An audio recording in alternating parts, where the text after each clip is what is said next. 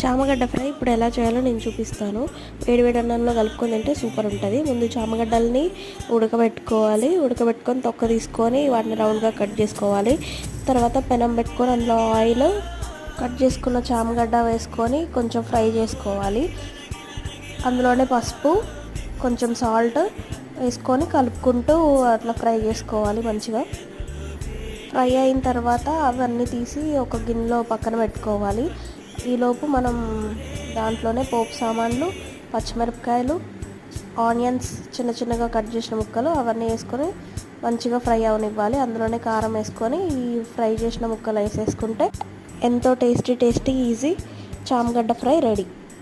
ఇందులోనే గుప్పడి కొత్తిమీర వేసుకోవాలి లాస్ట్కి. స్టవ్ ఆఫ్ చేసుకుంటే అయిపోయింది చామగడ్డ ఫ్రై. వేడి వేడి అన్నంలో తింటే సూపర్.